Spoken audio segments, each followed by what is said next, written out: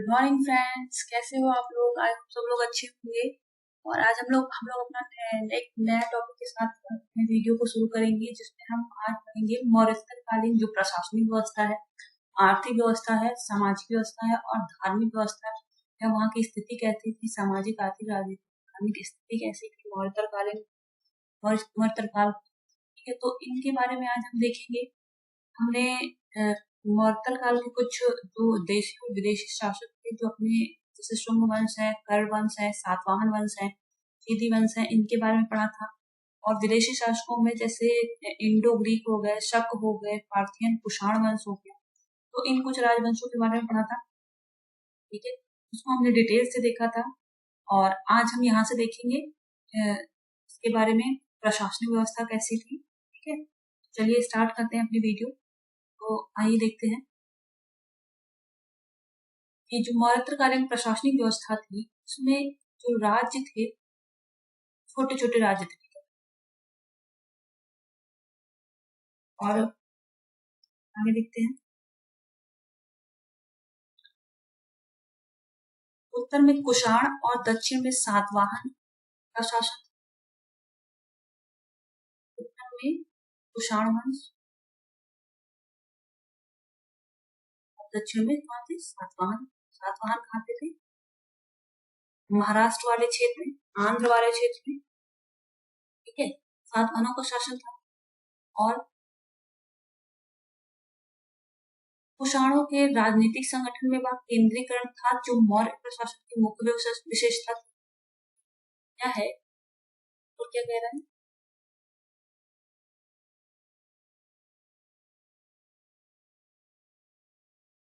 यद्यपि उत्तर में कुषाणों और दक्षिण में सातवाहनों ने काफी विस्तृत प्रदेशों पर राज किया, किंतु ना तो सातवाहनों में और ना ही कुषाणों के राजनीतिक संगठन में वह केंद्रीकरण था, जो कि मौर्य काल की विशेषता थी। ठीक है, समझ में आ गया होगा। आगे देखते हैं।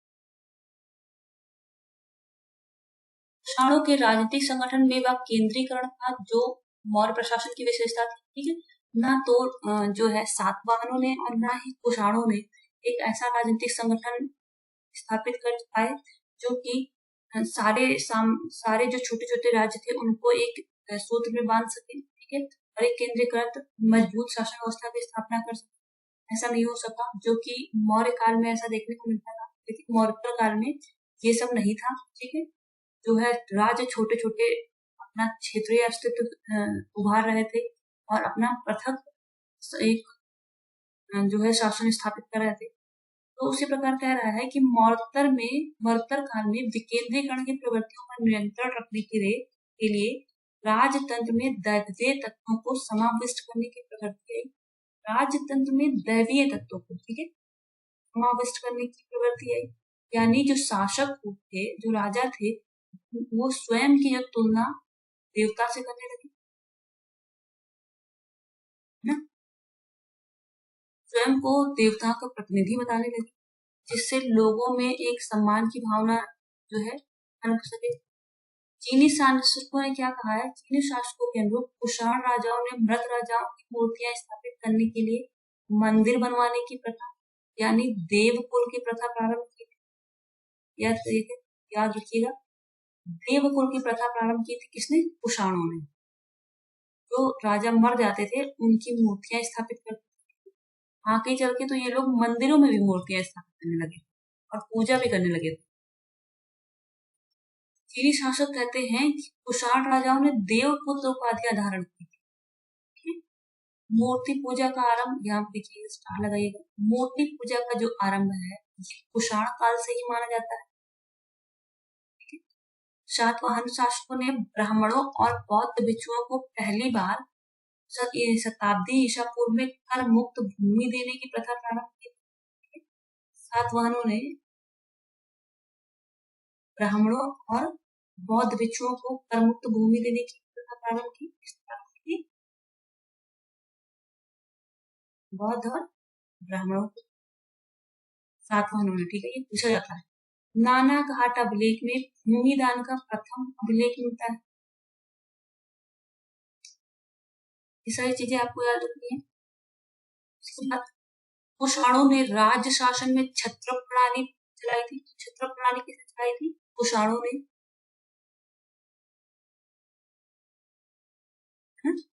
और शकों एवं पार्थियनों ने दो आनुवंशिक राजाओं की संयुक्त शासन की प्रणाली चलाई थी। यहाँ पे देखने को मिलता है, एक आपको देखने को मिलेगा विजयनगर साम्राज्य में, ठीक है। विजयनगर साम्राज्य में हरिहर और बुक्का दो भाई थे। इन्होंने आनुवंशिक राजाओं की संयुक्त शासन की जो प्रणाली चलाई थी, वो किसने चलाई थी? कुषाणों ने चलाई थी। यही जो रूप है ये आगे जाके हमें विजयनगर साम्राज्य में देखने को मिलता है, ठीक है। और हरिहर बुक्का दो भाई थे, ये दोनों लोगों ने एक साथ सिंहासन पर बैठे थे और शासन संचालन किया, ठीक है। प्रशासन की व्यवस्था के लिए सातवाहन साम्राज्य को अनेक विभागों में बांटा गया था, जिन्हें आहार कहा जाता था। साम्राज्य होता था, इसके नीचे इनको कई विभागों में बांटा जाता था, आहार कहते थे, ठीक है।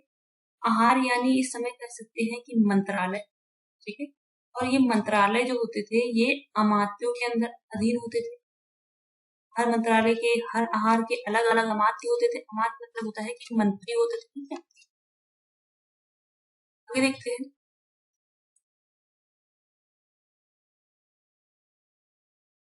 कुषाणों ने प्रांतों में द्वैध शासन प्रणाली था। इस पे स्टार लगाइएगा। द्वैध शासन प्रणाली किसने प्रारंभ की थी सबसे पहले? तो वो कुषाणों ने, प्रांतों में, ठीक है। उसके बाद सातवाहन काल में पदाधिकारियों में भंडारिक, भंडारिक जो होता था वो कोषाध्यक्ष होता था, और रज्जुक, रज्जुक होता था राजस्व विभाग का प्रमुख। यहाँ पे लिखिए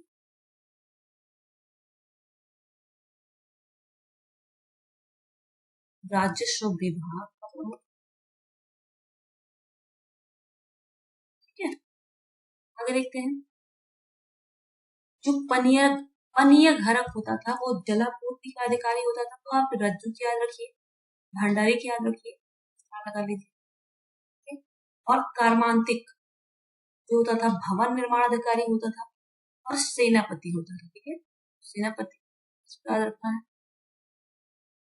आहार के नीचे जो ग्राम होते थे साम्राज्य होता था, साम्राज्य के नीचे आहार होते थे, आहार के नीचे होता था ग्राम, ठीक है। ग्राम का जो अध्यक्ष होता था उसको क्या कहते थे? ग्रामिक कहते थे। अध्यक्ष को क्या कहते थे? ग्रामिक। जो ग्राम प्रशासन के लिए उत्तरदायी होता था, ठीक है। ग्राम प्रशासन संभालने का काम कौन करता था? ग्रामिक करता था। कुषाणों ने पहली बार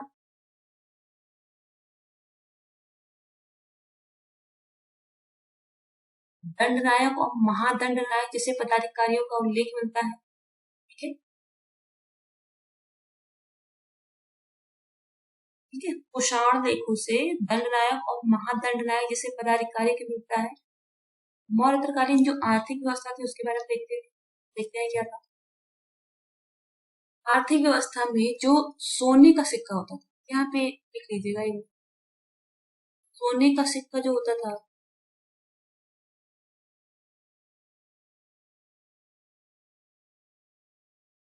इसको कहते थे निष्क या स्वर्ण।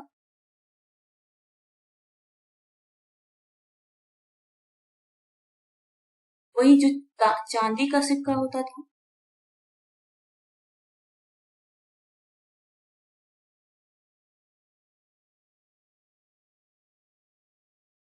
इसको क्या कहते थे? इसको कहते थे शतमान।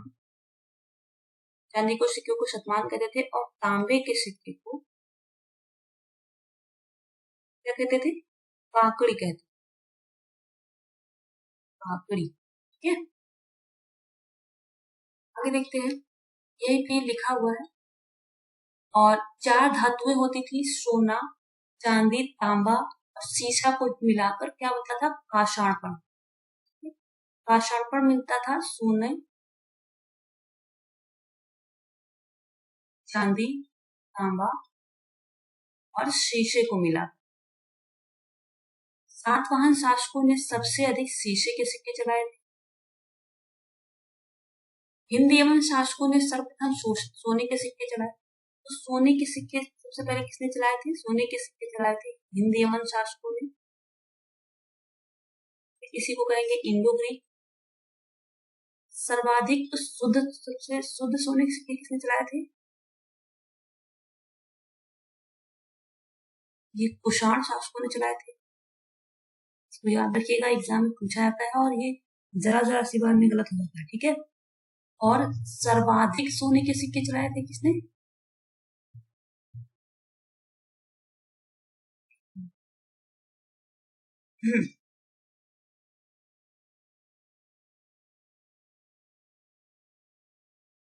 सर्वाधिक सोने के सिक्के चलाए थे गुप्त शासकों ने।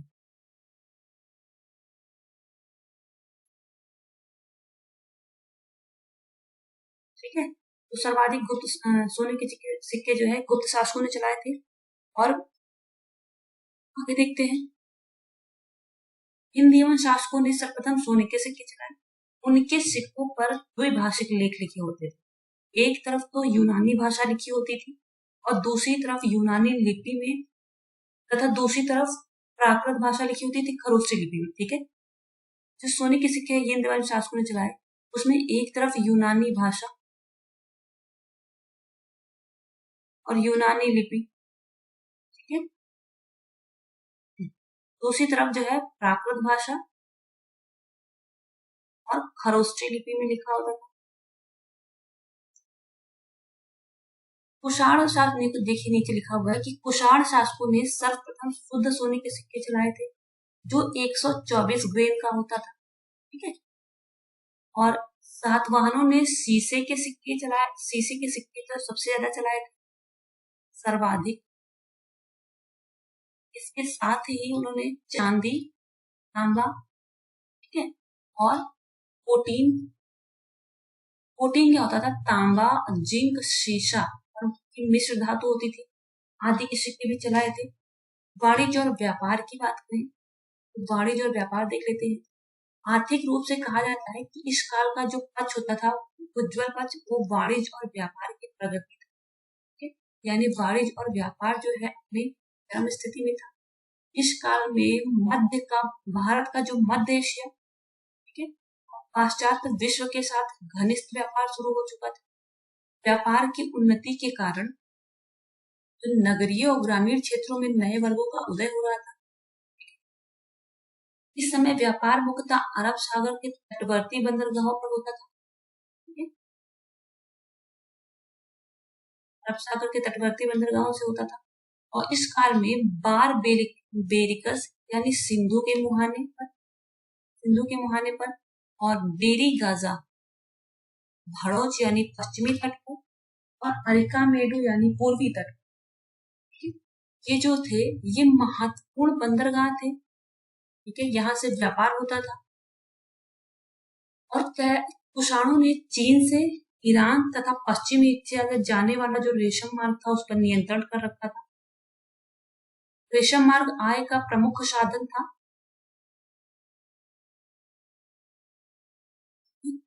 प्रथम शताब्दी में अज्ञात यूनानी नाविक ने अपनी पुस्तक पेरिप्लस ऑफ द एरिथ्रियन सी, पूछा जाता है, इसने 115 ईस्वी में अपनी पुस्तक लिखी थी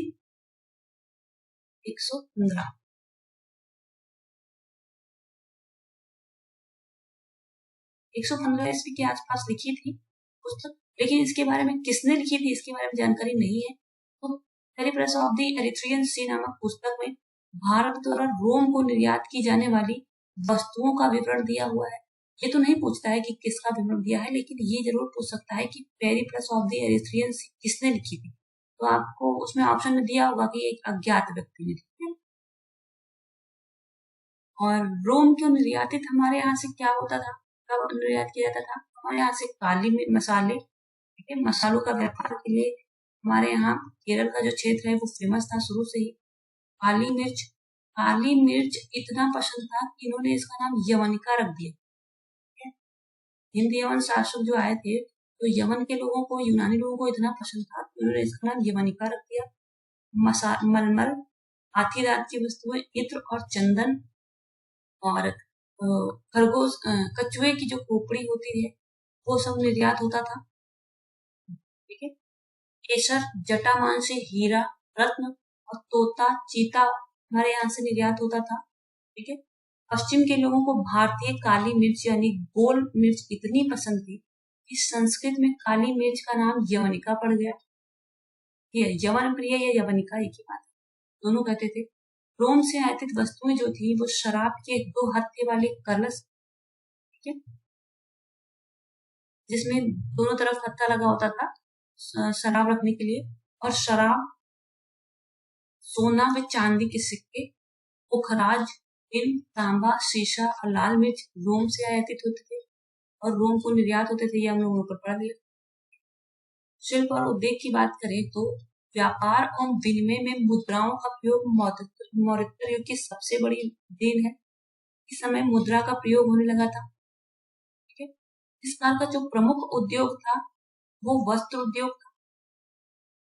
शाटक नामक जो वस्त्र होते थे वो मथुरा से, याद रखिएगा, ये आपको एक ओवरऑल जो है माइंड बनाने में या व्यू बनाने में, आपको आंसर राइटिंग करने में, जब आप मेंस या इस आंसर राइटिंग करोगे तो आपको पता होगा कि जो हमारे यहाँ से व्यापार क्यों होता था और क्यों, क्या कारण थे जिसकी वजह से इतने जो है विदेशी आक्रमणकारी हमारे यहाँ आक्रमण कर रहे थे। अंग्रेज आए और पुर्तगाली आए, डच आए, तो ये सब क्या कारण थे? तो इसी से पता चलता है कि अच्छा, मथुरा जो था वो वस्त्र व्यापार के लिए, वस्त्र उद्योग के लिए फेमस था, सॉरी। और वृक्ष के रेशों से बने जो वस्त्र होते थे उसके लिए मगध फेमस था।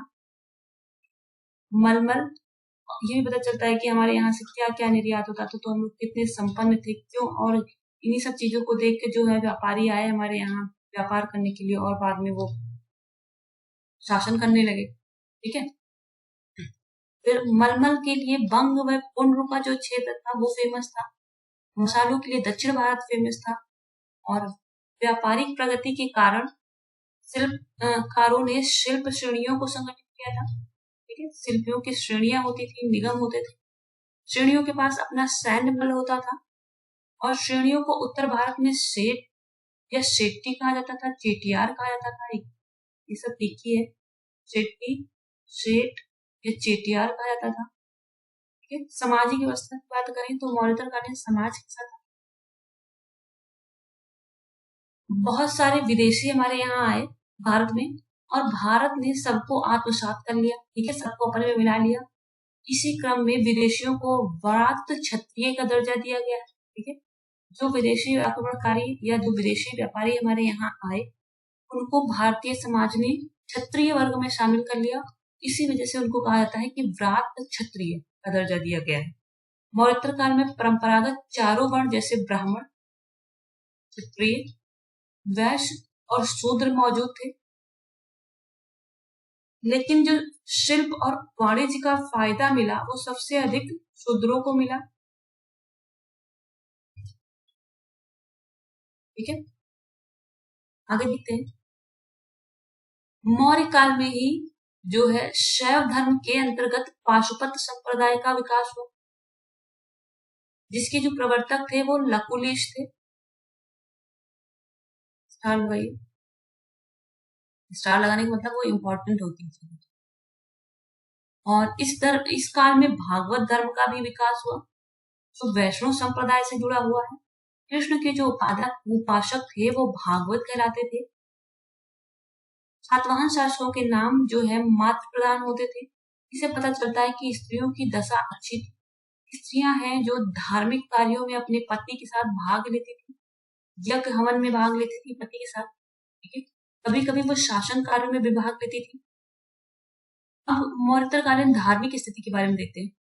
मौर्योत्तरकालीन धार्मिक स्थिति में अगर हम देखें तो अनेकों अनेकों यज्ञ किए गए। ठीक है, कई बार हम लोगों ने पढ़ा कि अश्वमेध यज्ञ, ठीक है, तो यज्ञ किए जाते थे। कई देवी देवताओं की उपासना भी की गई। बौद्धों के प्रति श्रद्धा और दान वृत्ति अपनाकर बौद्ध धर्म को भी प्रोत्साहित किया गया था। ठीक है, कनिष्क ने बौद्ध धर्म की महायान शाखा को राजाश्रय दिया था। ठीक है, ये पूछा जाता है कभी कभी एग्जाम में। उसके बाद यद्यपि कनिष्क बौद्ध हो गया था, तथापि उसने अन्य धर्मों के भी प्रति जो है सहिष्णुता की नीति अपनाई।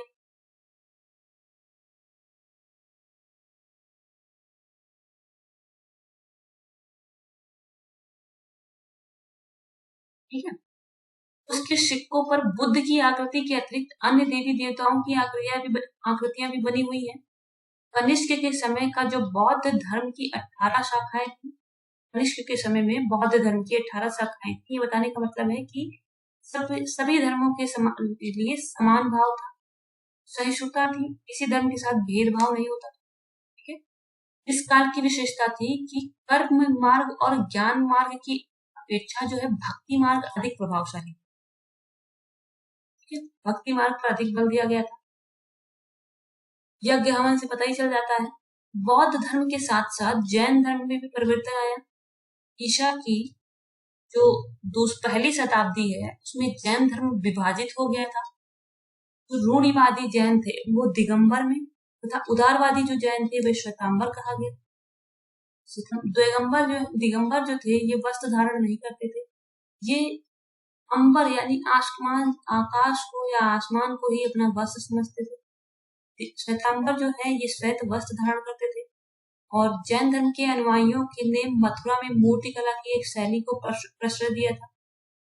मथुरा में मूर्ति कला की एक शैली को प्रश्रय दिया था, जहां शिल्पियों ने महावीर की एक मूर्ति का निर्माण किया है। यह कला शैली मथुरा शैली के नाम से प्रसिद्ध हुई। ठीक है, आगे देखते हैं। गांधार में ईसा पूर्व प्रथम शताब्दी में बुद्ध की मूर्ति के निर्माण की एक कला का विकास हुआ, जिसे गांधार या ग्रीक बौद्ध शैली भी कहा जाता है। और मथुरा कला को आदर्शवादी कला और गांधार कला को यथार्थवादी कला भी कहते हैं। याद रखिएगा, पूछ सकता है, पूछा जाता है। हालांकि ये मेंस में क्वेश्चन आते हैं जो है मथुरा कला शैली और गांधार कला शैली में, या आर्ट एंड कल्चर के क्वेश्चन है। जब आर्ट एंड कल्चर में पढ़ेंगे तो उसमें डिस्कस करेंगे। स्त्रियों की स्थिति कैसी थी इसके बारे में देखते हैं। इस काल में जो स्त्रियों की स्थिति को ऐतिहासिक घटनाक्रमों, सामाजिक मूल्यों और आस्थाओं में परिवर्तन ने प्रभावित किया। पुत्री की अपेक्षा पुत्र को विशेष महत्व दिया जाता था। 200 ईसा पूर्व के आसपास जो स्त्रियों की स्थिति है वो गिरावट आने लगी थी। हालांकि जो सातवाहन काल थे इसमें स्त्रियों की स्थिति अच्छी थी। मौर्योत्तर काल में भी स्थिति को मिला के अच्छी थी, लेकिन 200 ईसा पूर्व, ठीक है, 250 ईसा पूर्व तक सातवाहन काल होता है। तो ईसा पूर्व नहीं, सॉरी, ईस्वी। तो 200 ईसा पूर्व के आसपास जो है, ईसा पूर्व नहीं होगा, यहाँ पे ईस्वी होगा। ईस्वी के आसपास स्त्रियों की स्थिति में गिरावट आने लगी। कम आयु में लड़कियों का विवाह का प्रचलन होने लगा। और ऐसे ऐसे चल के गुप्त काल में जो है स्त्रियों की स्थिति में बहुत अधिक गिरावट आ जाती है। इस काल में 8 प्रकार के विवाह प्रचलित थे। 8 प्रकार के विवाह अभी हम पढ़ते हैं समाज शास्त्र में। अगर पढ़े तो आप लोग, अगर किसी का ऑप्शनल समाज शास्त्र होगा तो उसमें पढ़े होंगे कि 8 प्रकार के विवाह होते हैं। अर्श विवाह, दैव विवाह, ब्रह्म विवाह, प्रजापत्य विवाह को विधि सम्मत माना जाता था, तथा पिशाच विवाह, राक्षस विवाह और असुर विवाह और गंधर्व विवाह को हेय समझा जाता था। पति द्वारा पत्नी को शारीरिक दंड देने की व्यवस्था थी। विधवा विवाह को मान्यता नहीं प्राप्त, मौर्य काल की बात हो रही है। सती प्रथा का प्रचलन नहीं था। स्त्रियों की जो स्वतंत्रता थी वो प्रतिबंधित थी। समाज पितृ प्रधान था और वैश्यावृत्ति का प्रचलन भी था। स्त्रियों के धन में से पुत्र तथा पुत्री की समान भागीदारी होती थी, लेकिन जो पुरुष के धन पर सिर्फ पुत्र का अधिकार। तो सती प्रथा नहीं थी। प्रथा थी? नहीं थी। विधवा विवाह की मान्यता नहीं थी। जो है जो नाम होता था वो मातृ प्रधान होता था, लेकिन जो पुत्र होता था वो उत्तराधिकारी लड़कियां नहीं होती थी, वो पुत्र ही होता था उत्तराधिकारी। नाम जो होता था वो माता के नाम पे रखा। इससे पता चलता है कि माता की जो स्थिति थी या स्त्रियों की जो स्थिति वो अच्छी थी, ठीक है, लेकिन आगे चल के धीरे धीरे गिरावट आना प्रारंभ हो जाता। तो यहीं पे हमारा टॉपिक खत्म होता है और अब हम आगे जब पढ़ेंगे तो हम अगला टॉपिक देखेंगे गुप्त काल के बारे में। तब तक के लिए थैंक यू। और आपको वीडियो पसंद आई हो तो वीडियो लाइक कर दीजिए, चैनल को सब्सक्राइब कर लीजिए और वीडियो को शेयर कर दीजिए जिससे कि और लोगों के पास वीडियो पहुंच सके, ठीक है। और आप लाइक करिए तो मुझे फीडबैक मिलता रहेगा जिससे हम अपने अंदर सुधार कर सकते हैं। कमेंट बॉक्स में आप मुझे बता सकते हैं कि क्या कमियां हैं, ठीक है। Thank you.